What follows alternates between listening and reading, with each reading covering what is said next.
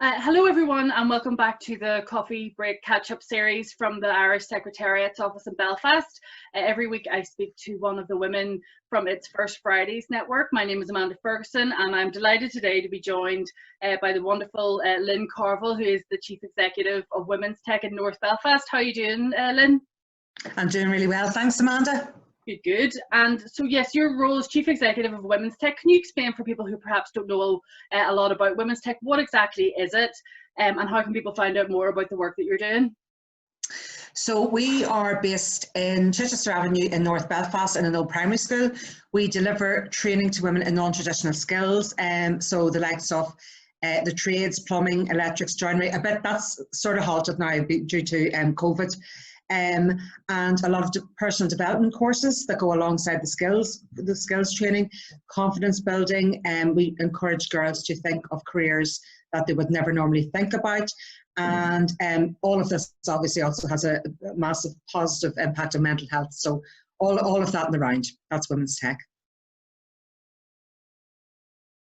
Throughout 2020, you have had your challenges, but WomensTec has been able to sort of keep delivering some of the courses. How has that been for you, and what's been the main challenge, trying to keep your team motivated?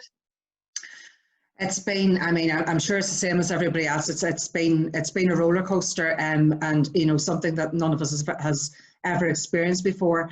So we went into lockdown just like everyone else in March, but very aware that our students were just quite quickly isolated. The women that we work with were quite quickly isolated, and so for many of them, it's a massive kind of focus and concentration to get them in through our doors to begin with. So to be kind of put back into the home again it's a big deal. So we immediately started just maintaining like connection with them, and we had a digital unity program where we started off with that, back to the phone calls and really, and FaceTime and all those kind of things. And it's what we said we would do, but I can't really believe how important and how much it was needed. At the same time, like, we're based up here in North Belfast, and I was so completely blown away by the response from the local voluntary and community sector around me. I mean, immediately they were out helping, putting together food parcels and feeding very vulnerable people and the elderly and people who couldn't afford to eat. So, and that was immediate, and that was happening. I was saying this a lot of the time. That was happening when the councils, our public sector, where everybody was being furloughed, and the public sector couldn't meet that emerging need, but our voluntary sector could. I was really so proud of them. We then, because of the skills within our team, which we were just very lucky, we could immediately go online, and we started delivering online courses. And we couldn't do, obviously, start drilling and taking out the big power tools. So but we could do horticulture, and people were out in their gardens, and our wonderful horticulture tutor came and talked us through how to grow things. And so there was a lot of our emphasis turned to that connection and mental health. And positive mental health, and some people honestly really needed it, and we did that for 3 to 4 months, and we successfully maintained that connection before we could come back into on-site and start delivering. So it's that thing about our sector, you can just you can pivot to meet whatever happens, and we were proud that we could do that with our female students. And how has 2020 impacted the funding landscape for the third sector then? What will the longer term impact be, do you think? Well, I mean, it's been very scary. I mean, there's no doubt it's been very scary. But at the same time, a lot of the funders came out and said, either reduce their bureaucracy restrictions, which was very welcome, or put more money into kind of COVID emergency funds, and that really has helped us. I mean, we're so grateful for that. We've received funding from CFNI, from Halifax, from the lottery, and to digitise what we're delivering. Otherwise, all of that costs a fortune. So we have done pretty well this year in transforming and kind of moving to different delivery methods. But for me, and I'm sure for many others, it's next year. I mean, nobody has a clue what's in front of us because everybody's saying this has to be paid for. And of course it does, but there's money. There's always money. And it depends on where politicians want it to be spent. But it's next year and the year after. And that's what really, really concerns me because, you know, we're in the midst of this. And in many ways, we're cushioned with furlough and these emergency funds. But the real need's going to emerge now in the next financial year and the years after that, as people are going to need to be retrained and looking for work, and our young people who've never actually got on that ladder. And so I'm very, very concerned about things like that in the future. Okay. And you mentioned there a little bit about mental health. Obviously, that's a big issue for everybody. How have you managed that yourself during the restrictions and during lockdowns? Have you any top tips for us on how you've kept yourself together during this whole process? Because it's been okay for everybody. Well, I think I can be probably honest and say at the beginning it was like, okay, let's roll with this. And like everybody else, the piano was brought into our house and go, let's everybody else learn a new skill. And I brought crochet needles, and it was, we're going to do this. And my husband started learning French, and everybody did stuff, and it lasted about 3 weeks. I nearly lost my life, Amanda. I honestly did. It just wasn't the whole, and I mean, I know this is for other people, and I'm in a very, very privileged position. I did not fare well working from home.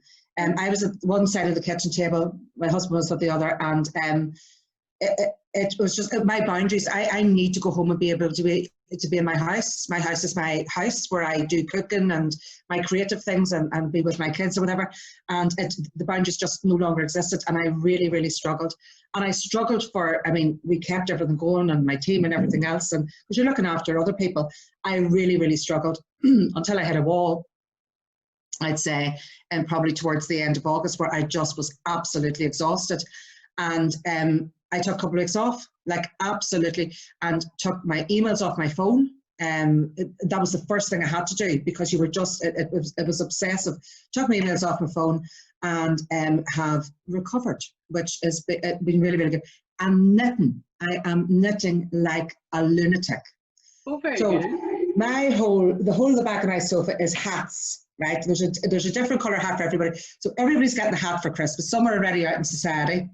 And I'm trying to, these are going to be hats that are going to be much desired by many people. And I'm not getting bored yet, but I'm starting to get bored. My hands are sore from knitting. And that's the whole thing. It's about, I didn't have time to be creative in any way. Like, I mean, I can't explain it. I need to reflect on it a bit more. And I suppose for all of us, the responsibility was just so huge. So you're thinking about yourself. You're thinking about your own family, you're thinking about your extended family, your mum and sisters, and then you've all the staff that you're thinking about, and everybody is suffering to some extent. And then as a service organisation, you're thinking about the people who, you know, avail of your services. So, yes, we got through it, and I got through it. That happened, but I'm not going to pretend and say it was easy. Is there anything that the 2020 has taught you, or that you're grateful for? Well, I'm great. I feel very grateful for where I live. I feel very grateful to be in a developed country. I felt very grateful not to be living in America and in the States. And when I saw what was happening in New York, because that's another developed country, in March. So there's many. I'm grateful for so much, but the other side of grateful, and I think it's a fine edge, is I'm also quite angry, and it made me angry, and that's a good thing. It's a good anger, because do you see that clapping for carers on a Thursday night? And I went out and I did it with my saucepan with the kids, and that made me angry. So I've been involved in a piece of work where we're looking at, it's been a commission on a gender equal economy, and we've been looking at key workers, and I actually learned about key workers. I learned how important, and I knew this anyway, but it really was just in your face. You know, do you remember the time when the bins weren't being lifted? Yes. And going, when the bin's going to be lifted? I mean, that was what was in your head. You know, it's really, really important that our bins are lifted. So the refuse collectors are so important in our lives, and our health workers are so important in our lives, and our care workers who are looking after our family who need care are so important in our lives. And I really learned how much that this is absolutely and totally undervalued in our society. And so that makes me really angry, because And then I realised I've been kind of institutionalised and seeing care as being female and feminised. And I just think that we need to turn this on its head, big time. Okay. So I've learned a lot, and I'm sure the learning's not over. Unfortunately, Amanda, some people haven't learned these things. Yes. Obviously, we would all like COVID to disappear, but if there was perhaps, if you could pick an inequality that's linked to the work that you're doing for it to disappear, what would it be? I think it's, I'm going to say again, the value on caring. And it was also that thing where in March, it became so blatant. It was blatantly illustrated that when the schools close, the economy closes. Like our childcare infrastructure is just not worth talking about. Our social care infrastructure is on its last legs. And so who does pick this up? So they know when schools close, women can't go to work. They just know this, but they still are not actually fundamentally doing anything about it. And I just think it's completely crazy. So yeah, caring in its broadest sense, but including childcare. Maybe you could just share with us now some good advice you've received in the past. What's the best bit of advice you've ever had, or one of the best bits anyway? Well, I don't know. There's many pieces of advice I've received, but on the grand scale and grand level of everything, somebody said to me when I come into WomensTec, it's all about people and money. Everything is about people and money, and it's absolutely true. But what's more important in this, I'm thinking about funding our work and always looking for money to fund what we do in our sector. Money is really important, but actually what's more important than anything is people. So having the right people around you, and how you deal with people and how you communicate with people, and every single thing is about people. And I think if more people understood that, if we understood that better, and the world might be a better place and an easier place to live in. Okay. You had some good news this year yourself, that you won the IOD Best Directors Award, so congratulations for that. Thank you. For inspiring women in your community, and you have spoken a lot in the past about being inspired by the students that you're working with. Can you just talk to us a little bit about the resilience of the students that come to WomensTec? I just think, you know, I'm lucky to be surrounded by fabulous women all of the time, and some fabulous men as well. But the women who come in our doors, I mean, this is why it's easy to work here, and this is why it's easy, I don't know, to develop our programs and everything else. So the resilience is so huge, and it's that I'm thinking of I think it's the Simon community, like it's that thing where you're like it's not any longer 2 paychecks away from homelessness. Nobody ever knows what's going to happen to us. Nobody knows what's in front of us, and the people have faced such adversity, whether it's bereavement or violence or all sorts of different things, poor mental health, all sorts of different things happen to people. And it's how you pick yourself back up and put your face on and come through our doors or do whatever it is that you do. And that's what people do here every day. And that courage just is superb, and it blows me away. And that's why it's easy to do what we do. And when you see that courage and that resilience and that bravery, you couldn't help but be kind of inspired.